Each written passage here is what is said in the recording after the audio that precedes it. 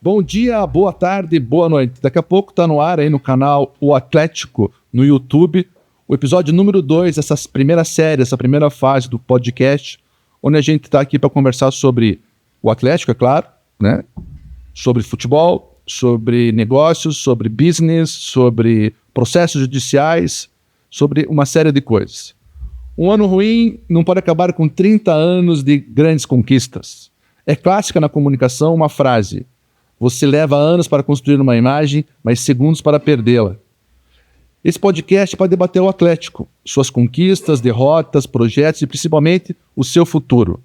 Não dá para voltar atrás. O que passou, passou. Agora é olhar para frente.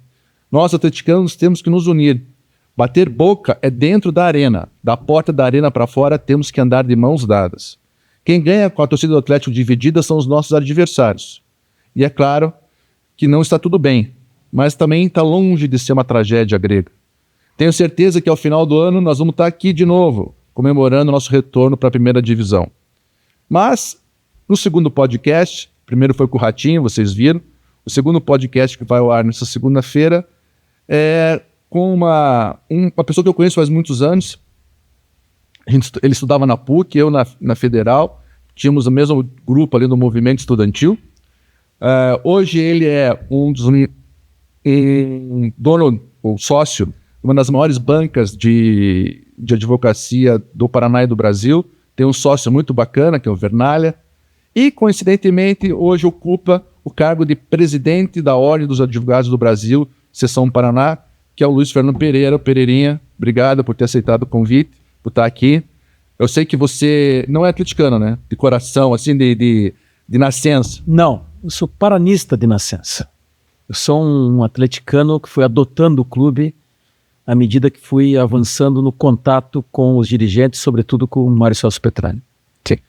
A gente sabe que, por exemplo, eu sei, porque eu acompanhei bem de perto, junto com o Pereira, toda uma engenharia financeira que foi feita na época da construção da Baixada, que acabou sendo muito criticada, mas na verdade foi a melhor engenharia financeira de todos os estádios da Copa, foi feita aqui.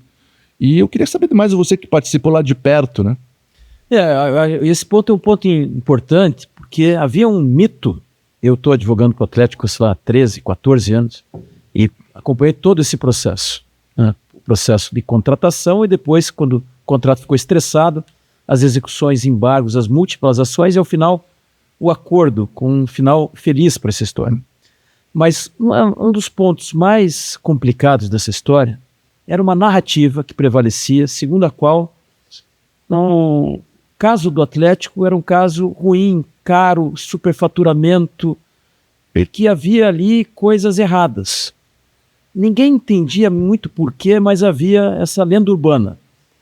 A primeira ação que nós entramos foi uma ação de produção antecipada de prova. Quero fugir do juridiquês aqui, né, Alexandre? Eu sei que eu não estou falando para advogados. É uma ação que a gente entra para fazer uma perícia. Uma perícia para ver, afinal de contas, a primeira pergunta: o estádio foi caro? Segundo, teve superfaturamento? Por que alterou o preço do proposta original para o valor final? E aí nós entramos com ação contra o Estado e contra o município e deixamos que o Estado e o município decidissem sozinhos quem faria a perícia. Foram eles que escolheram a Fundação Getúlio Vargas, a FGV que já tinha feito perícia em outros estádios, e aí a FGV fez uma perícia. Foram 2 anos e meio de perícias, centenas de milhares de páginas, num laudo exaustivo que olhou tudo e disse o seguinte: primeiro, o Atlético fez o estádio mais barato do Brasil, 20% mais barato do que o segundo colocado, metade do preço do Maracanã, 1/3 por metro quadrado do de Brasília. Portanto, era o estádio mais barato do Brasil. Segundo lugar, não teve nenhum item com superfaturamento. Teve subfaturamento, porque o Mário Celso Petralha negociava caso a caso os contratos. E explicou que o aumento do custo, daquele estimado no início, tanto por Estado, município e Atlético, não se confirmou por 2 razões elementares em engenharia que o Mário sempre falou, mas que era contrariado por uma lenda urbana. E o Mário explicava: olha, primeiro, nós não tínhamos o custo final, era uma estimativa, porque não tinha projeto. Então o Estado, o município e o Atlético toparam seguir adiante a partir de uma estimativa. O preço final seria o preço revelado pela execução da obra, que era por administração, sem custo, era a CAP-SA que fazia a obra. E o segundo motivo é que a FIFA tinha a prerrogativa, e o Atlético não tem nada a ver com isso, a FIFA exigiu, o Estado e o município toparam essa cláusula do City Agreement, que foi o primeiro documento que eles assinaram, sem que o Atlético tivesse sido incluído, que é preciso lembrar a todos, que não era o Atlético necessariamente que faria o estádio, cogitavam o Pierão, o Coxa, e o Estado e o município se comprometeram com a FIFA antes do Atlético entrar em cena, com a seguinte cláusula: a FIFA pode exigir qualquer mudança que quiser a qualquer tempo. E as mudanças que a FIFA exigiu depois da primeira estimativa elevaram o custo do estádio. Quando saiu o resultado da perícia, eu me lembro muito bem que eu mandei por WhatsApp para o Mário, eu me lembro aonde eu estava e tal, porque foi uma notícia... Uma vitória. Uma vitória. E para mim, como advogado, que eu apostei nessa perícia como algo que deveria anteceder todas as discussões, porque punha fim às dúvidas que contaminavam o ambiente, quando eu li a resposta aos quesitos que confirmavam todas as respostas, tudo aquilo que a gente vinha dizendo, eu e o Mário, né, que estávamos tratando do caso, eu mandei para ele e disse: Mário, leia, que é de lavar a alma. Ele demorou algum tempo depois, me ligou e disse: estou com a alma lavada. A partir dali mudou essa história. Sim, eu acho que a gente, na época, quem acompanhou de perto, era meu caso, a gente via que havia uma má vontade muito grande com relação à história da obra na arena, mesmo porque o Mário tinha aquela ideia, que depois foi rechaçada por todos, né, que ele via na frente, que era ter um estádio único para os 3 times da capital, como é na Alemanha, tal, que a gente teria um negócio complexo e os clubes poderiam capitalizar suas áreas hoje, onde estão os seus estádios. Ninguém quis, ninguém enxergou lá na frente, e o Atlético foi sozinho no caminho, e está aí o resultado. Um estádio padrão FIFA, recebeu a Copa do Mundo, é hoje o melhor estádio da América, único coberto, e para os detratores resta o choro, né? Veja, bem lembrado isso, o Mário muitas vezes é incompreendido porque sempre viu além do seu tempo.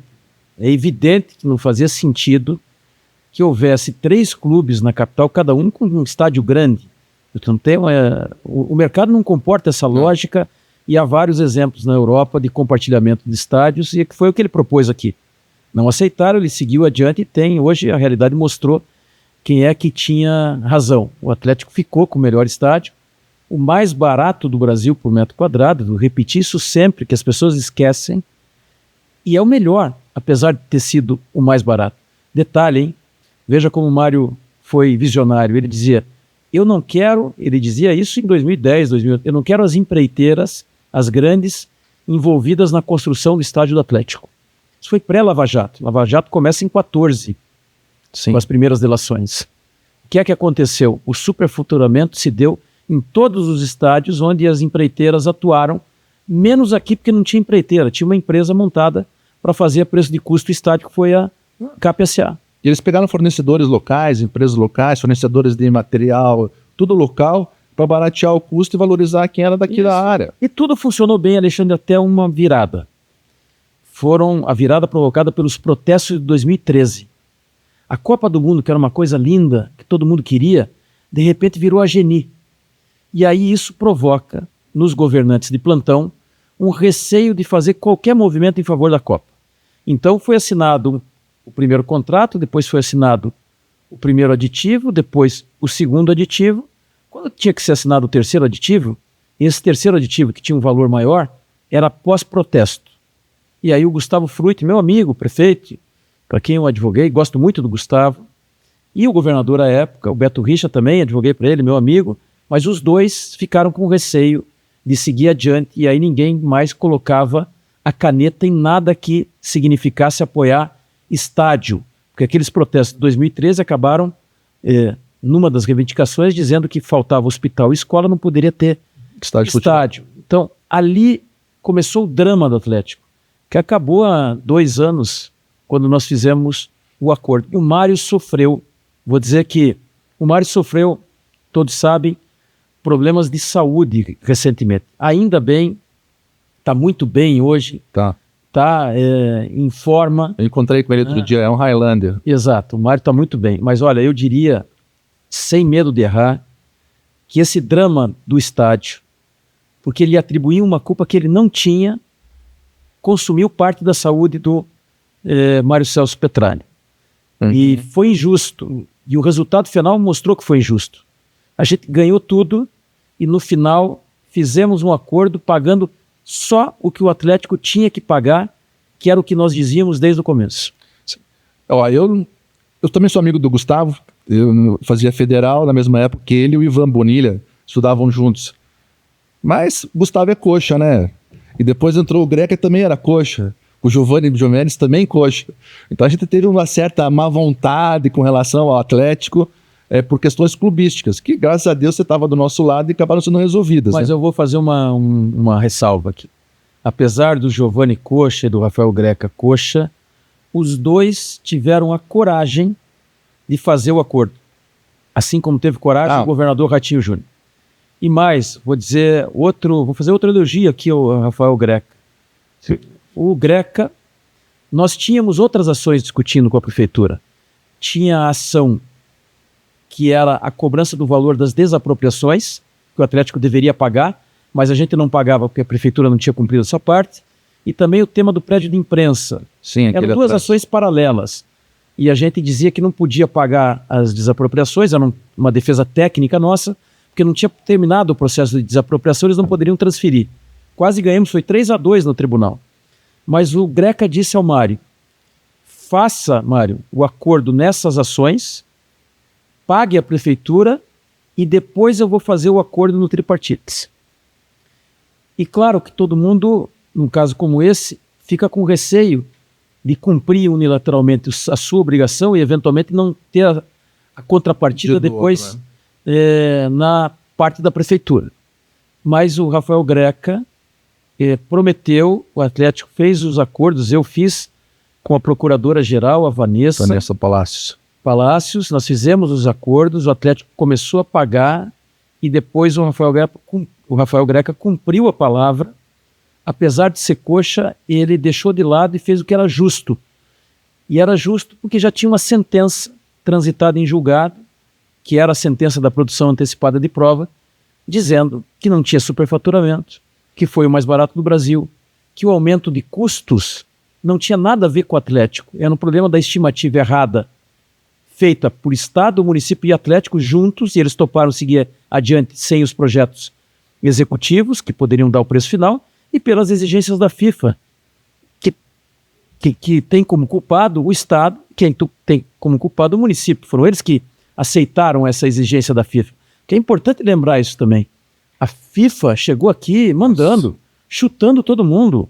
O Valk, me esqueci o primeiro nome dele, Jerome Valk, antes de ser preso, veio aqui e falava como se estivesse dando ordem, né, da cidade.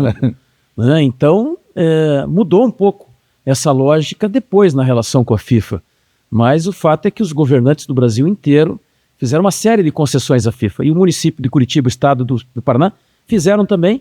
E depois convidaram o Atlético para entrar nesse arranjo que já estava pronto. Fazer parte do jogo. Para fazer parte do jogo. Então o Atlético, a rigor, como eu sempre disse, salvou.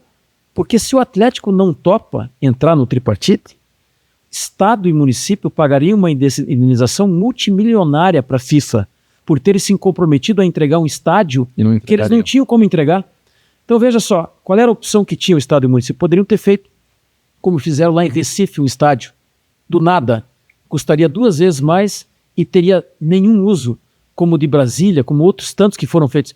Ah, mas Brasília não tem futebol, mas Recife tem futebol. Mas os seus times não migraram para o estádio público. Então o Estado ainda fica com o problema depois de ter um custo mensal para manter um estádio que não estava sendo utilizado.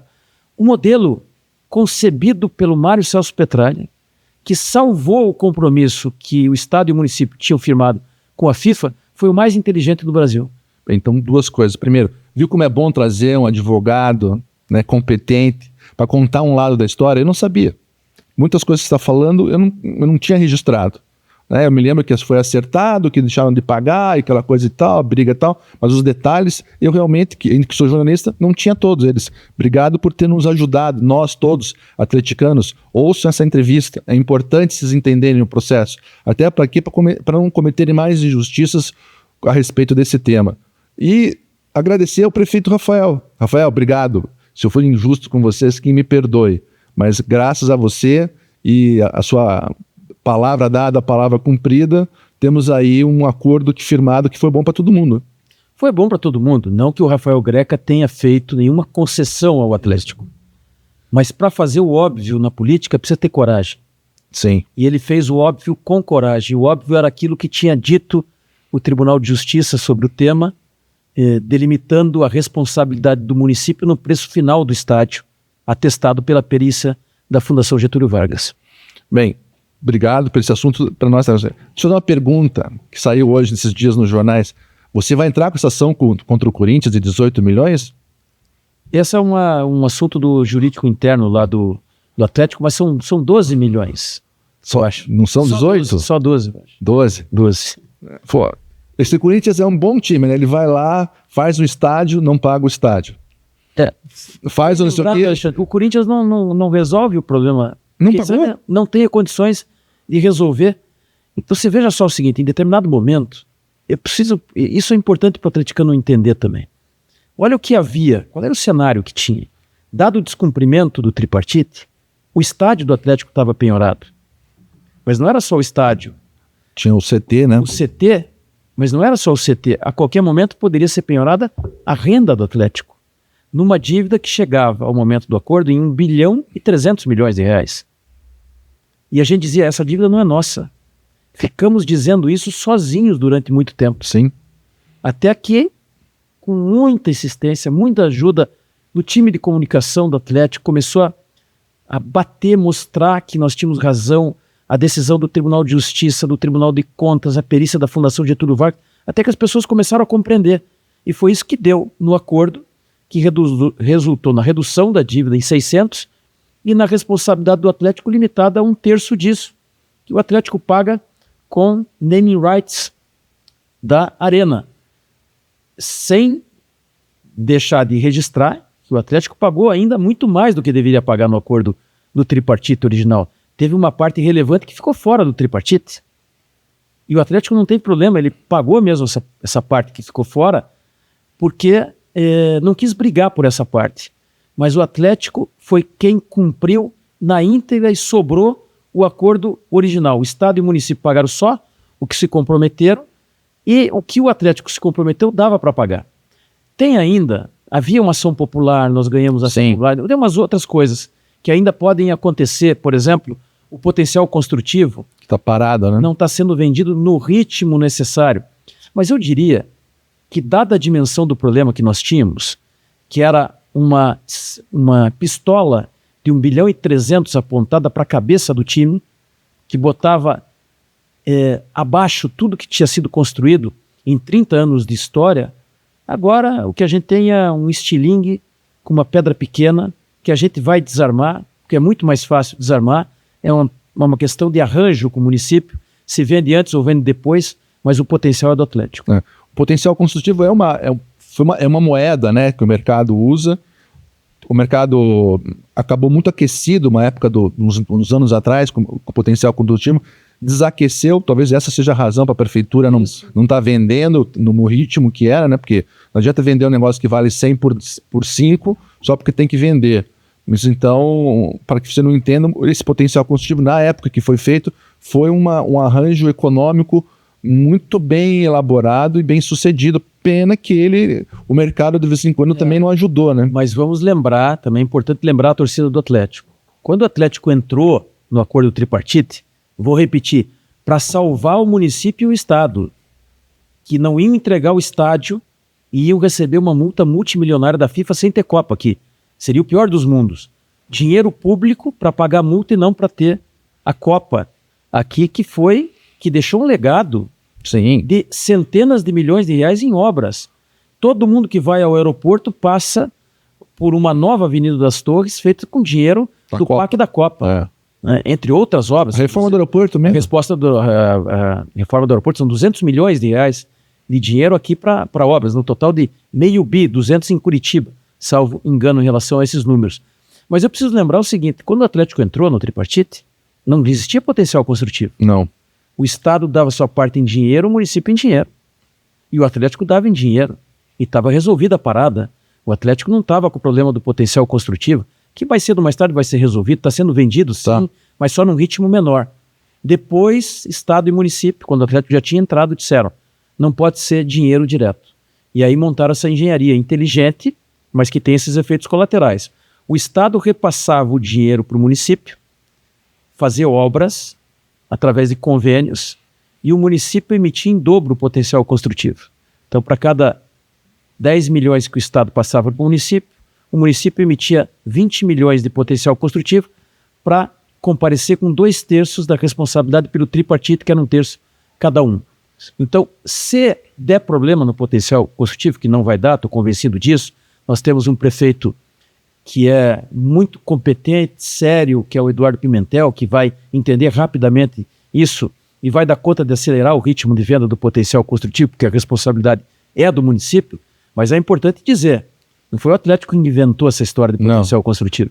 Foi a engenharia que foi feita à época, todo mundo, e foi um jeito de encontraram para não botarem dinheiro diretamente. Exatamente. Essa era a verdade, né? Então, o que inventa? Inventa o potencial construtivo, que na verdade é um papel que as construtoras, empreiteiras e incorporadoras compram para melhorar o volume, a volumetria de metro quadrado numa obra que poderia ter ela passa a ter 10, 20, 30, graças ao potencial construtivo. Engenharia parecida com a do Corinthians, só que lá deu errado, aqui deu certo. Lá deu errado e vai continuar dando errado e eles não estão pagando a gente. Então, por favor, ação. Pau no Corinthians, que acho que é isso que nós temos que fazer. E você gosta de futebol? Gosto de futebol. Eu sou de uma família de boleiros. Eu sou primo irmão do falecido Caio Júnior, que morreu, lamentavelmente, num acidente da Chapecoense, jogou em vários times aqui do Brasil, foi técnico, inclusive do Atlético não foi técnico. Não, ele jogou foi Atlético do Paraná Clube, foi Atlético do Inter, do Flamengo, do Palmeiras, foi técnico no Japão, no Catar. E sou primo irmão também do Preto Casagrande, que esse sim jogou no Atlético, o Preto, jogou no Vitória, no Bahia, mora em Salvador, foi campeão brasileiro com a 10 pelo Santos. Eu lá em Cascavel, sou de Cascavel, estava jogando bola um dia, o pai do Preto me chamou num canto e disse, guri, vai estudar, não é para você. Teu negócio era arquibancada, né? Meu negócio era arquibancada. Tem uma lembrança de infância relacionada ao futebol? Eu tenho a lembrança dos meus primos que jogavam muito bem e a minha frustração de jogar muito mal. Nunca bem resolvida, nem na cadeira, nem no divã.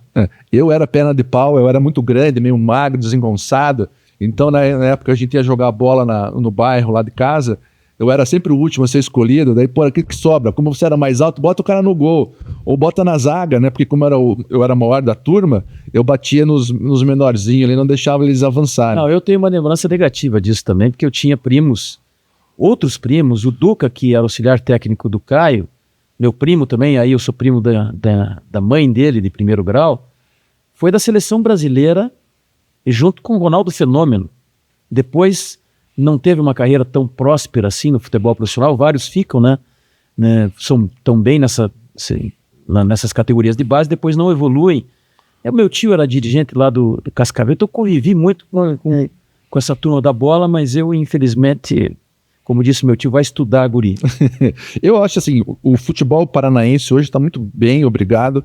Eu fiquei feliz que os times do interior, o Operário conquistou o título, o Maringá foi bem durante todo o campeonato, o Operário está aí disputando a Série B com a gente, o Maringá e o Londrina vão disputar a Série C. Então acho que o nosso futebol, o Cascavel montou um time lá que está indo bem, graças a Deus. Então acho que o nosso futebol do Paraná está melhorando. Como é que você enxerga o futebol hoje? Olha, primeiro é preciso dizer que o projeto do Atlético é um projeto que é diferente, assim, poucos exemplos no mundo. E quem me conhece sabe que eu não sou de elogio fácil. Então, alguém pode dizer, tá elogiando aí advogado do Atlético, é amigo do Mário Celso, mas todo mundo que me conhece bem sabe que eu não banaliza o elogio.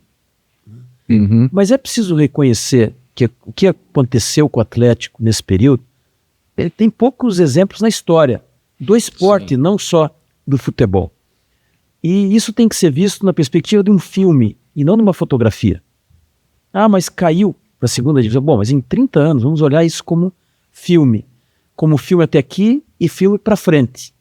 Evidentemente o Atlético tem todas as condições do mundo, tem 0 de dívida, porque o tema da Fomento está equacionado, como eu registrei, tem o melhor estádio da América, tem o CT, todo mundo conhece, Então, a marca do Atlético.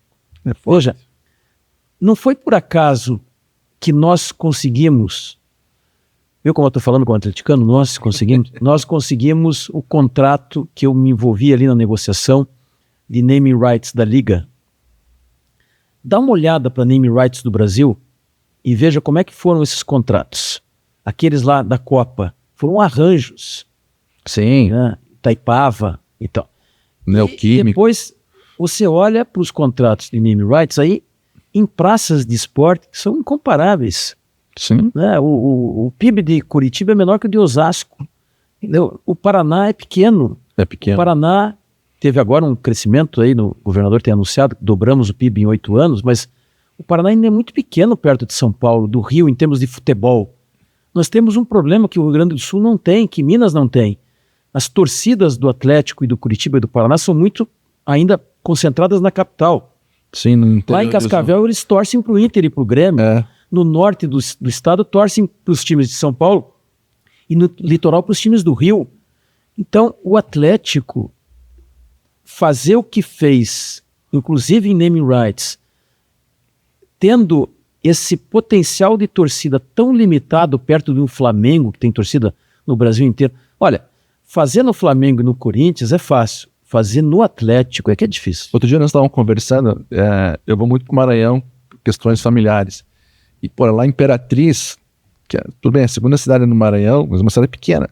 Pô, tem uma loja do Flamengo, que vendendo camiseta e camisa oficial do Flamengo, e todo mundo comprando aquilo lá. Então a gente, é uma dificuldade muito grande a gente competir com eles, mesmo porque ao longo dos anos, né, televisão, Eixo Rio-São Paulo e os nossos times patinando, eu acho que a gente chegou num patamar, e o Mário Celso liderou esse processo, mas ele também faz parte do processo, porque tem outros players que participaram, que se dedicaram ao Atlético e que ainda se dedicam estando no conselho ou fora dele, mas torcendo pelo time.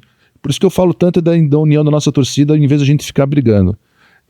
Como é que você acha como é que você vê a pessoa do Petralha?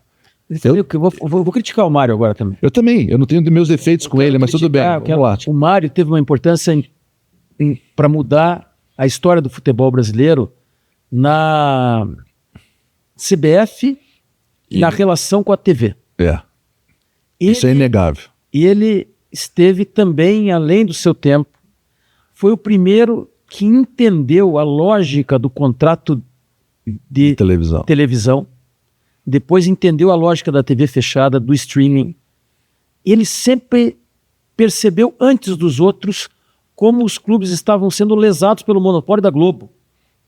Então, veja o salto que nós demos, o futebol brasileiro deu nesse tema nos últimos anos. E agora analisem quem era o dirigente de futebol que apontava para qual caminho nós deveríamos seguir lá atrás, quando estava todo mundo sequestrado pela Globo. Foi ele, e ele apanhou muito por conta disso. Apanhou muito. E outra coisa, o Mário sempre questionou, nós chegamos agora no formato das ligas, o Mário sempre disse, não vai funcionar isso sendo tocado pela CBF. Eu li um livro que conta a história da Liga, e assim, muito do que ele falava, sempre falava, tá lá. Assim, não dá para entregar para a CBF. É muito sério isso para entregar para uma CBF que tem uma construção de composição que não leva em consideração os grandes times. Olha, eu sugiro muito a vocês que assistam uma série Netflix que é Vale o Escrito, que é uma série que conta a história do jogo do bicho e, portanto, das escolas de samba no Rio. As escolas de samba, o esqueci o nome lá da figura que comandava o bicho e fez a grande virada. O Castor. Não era o Castor, era um outro, mas enfim, eu já lembro o nome dele. Mas ele, o que ele fez? Eles tinham lá a Federação Paranaense de Futebol deles. Todas as escolas valiam um voto. Eles montaram a liga das escolas de samba. Pegaram só as maiores e aí deu um salto gigante na arrecadação. Começaram a negociar os direitos de televisão e o Carnaval do Rio se transformou.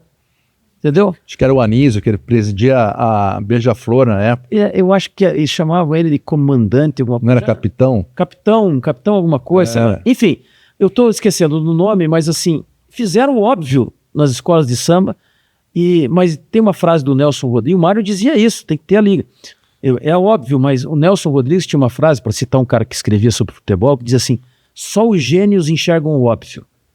Mas eu vou falar mal do Mário também. Então pode falar. Mário, então tem quase terminando, mas pode falar. O que eu acho que é um defeito do Mário, né? Quer dizer, o Mário é um dirigente de futebol que tem que tem pouco traquejo político, eu diria. Ele faz o que ele acha correto fazer, nunca faz um aceno para a torcida, briga com a torcida, né? Essas imagens correm, e isso não é bom.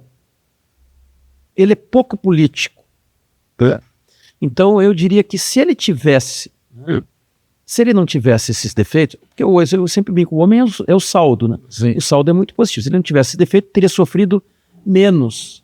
Porque aí, quando o time está muito bem, todo mundo ama o Mário Celso Petralha. Quando vai mal, ele é xingado. Então vou contar uma história aqui, bem rápida.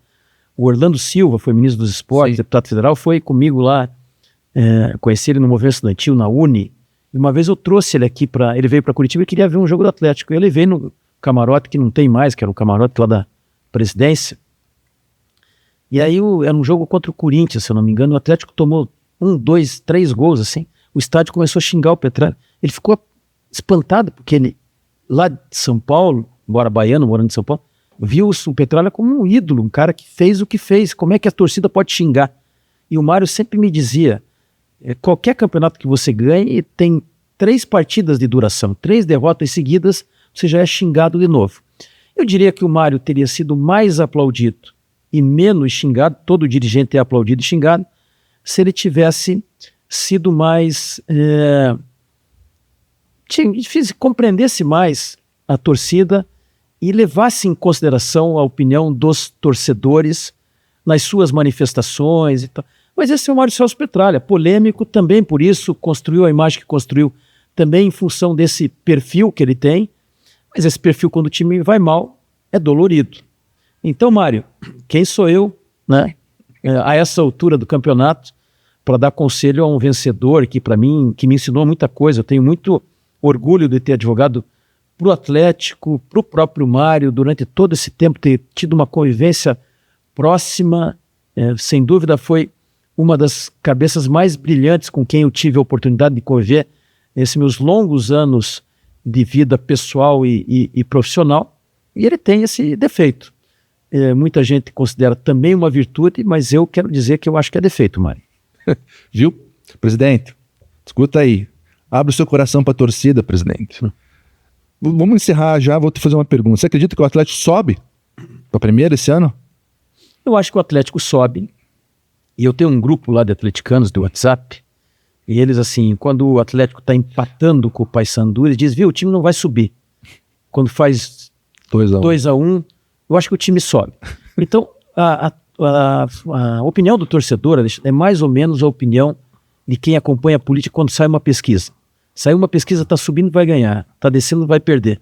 Nós somos todos engenheiros de obra feita. Isso. Porque, na verdade, e é isso que a torcida, quem sabe, não considere, o espaço do imponderável no futebol é muito maior do que a gente imagina. E eu que já estudei isso na política, o nosso cérebro não trabalha com o conceito de aleatório.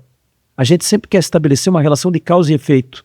E depois que o Atlético cai, todo mundo tem uma explicação. Também era óbvio, quando tiraram aquele técnico, quando na verdade bastava não ter tomado mais um gol do Bragantino e toda a história teria sido contada de outra forma. Então o Atlético montou o time mais caro no ano do centenário, quando caiu. Foi erro. Pode ter sido, mas quando as contratações aconteceram no começo, não era isso que se dizia. Juca Kfouri e outros botavam o Atlético como um dos favoritos. Sim, desde o começo. Teve muito azar, o aleatório, e as contratações, algumas se revelaram ruins depois, mas na hora que você contrata, ela estava boa. Então, eu acho que o torcedor, é difícil pedir racionalidade para o torcedor, né? Mas quem é dirigente de futebol sabe que isso aí passa. Se o Atlético subir esse ano, for mais ou menos na Copa do Brasil, no final do ano está todo mundo dizendo viva a Petralha, que é o que tem sido entoado prevalentemente nos últimos 30 anos da sorte do Atlético. Obrigado pela tua presença aqui. A gente sempre tem 20 e poucos minutos, meia hora de programa, que é o que a gente está imaginando. Queria te agradecer mais uma vez. Eu sei que o seu tempo como presidente da Ordem hoje em dia deve estar cada vez mais curto, ainda mais ainda com a banca, com tudo que você tem que fazer. Mas obrigado por ter esclarecido essa história do acordo tripartite, todo esse acordo que foi feito, porque muitas pessoas têm dúvida. E quem acompanhou de perto sabe que foi um bom negócio para todo mundo, está resolvido, tem o melhor estádio da América do Sul aqui em Curitiba. O Paraná tem um grande estádio usado não só para o Atlético. Não, para todo mundo, show, a Smart City foi lá outro dia, então quer dizer, tem um ativo que é para a cidade, para o estado, é muito bom. Obrigado. Obrigado pela oportunidade. Até a próxima. Valeu. Pessoal, dia 20, semana que vem, dia 21, que é feriado de Tiradentes, nós não vamos colocar o programa no ar. Mas no 28, a gente volta na segunda-feira com mais novidade aí do O Atlético. Obrigado, até lá.